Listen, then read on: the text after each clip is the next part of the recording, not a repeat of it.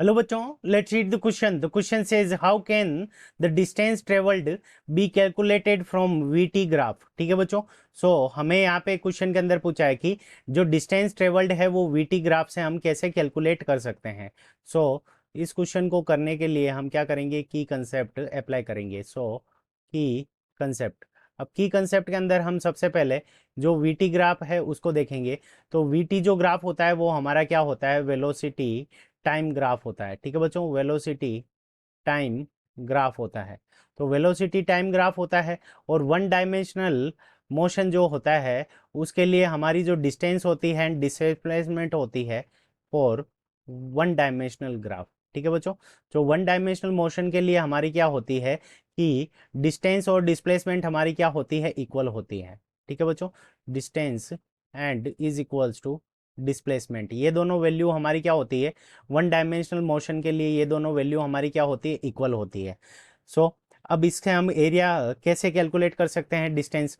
तो देखो, वेलोसिटी को हम क्या लिख सकते हैं, अगर वेलोसिटी को v लिखें तो velocity is equals to distance और डिस्प्लेसमेंट हमारी दोनों इक्वल हो गई। तो वेलोसिटी इज इक्वल्स टू हम क्या लिख सकते हैं, डिस्टेंस डिवाइडेड बाई टाइम। ठीक है बच्चों, डिस्टेंस डिवाइडेड बाई टाइम। यहाँ से हमारे पास में वेलोसिटी की वैल्यू आ गई। अब वेलोसिटी को अगर हम टाइम से मल्टीप्लाई कर दें, तो टाइम को अगर हम टी से लिखें तो v multiplied by t is equals to, ये हमारी किसके इक्वल हो जाएगी, तो डिस्टेंस के इक्वल हो जाएगी। तो ये हमारी हो गई डिस्टेंस के इक्वल। तो यहाँ से हमें ये पता चला कि अगर हम वेलोसिटी टाइम ग्राफ का जो एरिया निकाल लें तो उससे हमारे पास में डिस्टेंस आ जाएगी। यहाँ से हम क्या कर सकते हैं, area under VT graph, area under VT graph, area under VT graph represent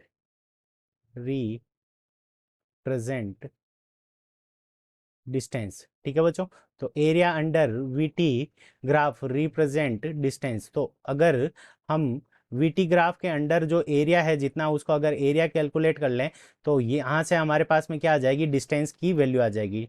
इसको हम विद एग्जांपल समझ लेते हैं। तो यहाँ पे वाई डायरेक्शन के अंदर वेलोसिटी है और यहाँ पे एक्स डायरेक्शन के अंदर हमने टाइम पीरियड को रिप्रेजेंट किया है। अब यहाँ पे टाइम पीरियड टी बराबर 0 है, तो उस कंडीशन के अंदर वेलोसिटी 0 है।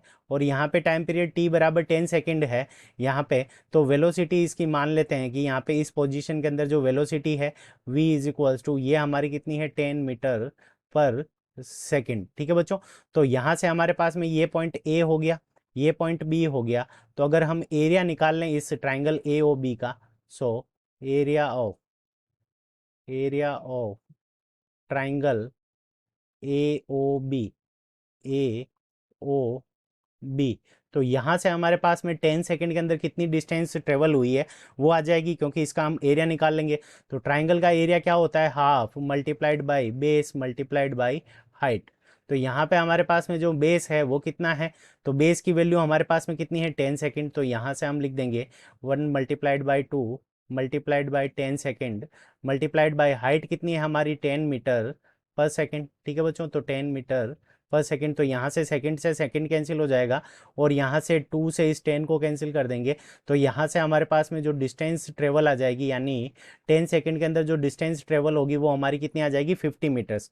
यहाँ से हमने इसका एरिया कैलकुलेट किया और एरिया कैलकुलेट करते ही हमारे पास में डिस्टेंस कितनी आ गई, 50 metres. This is our correct answer. I hope you understood it well. Best of luck, thank you.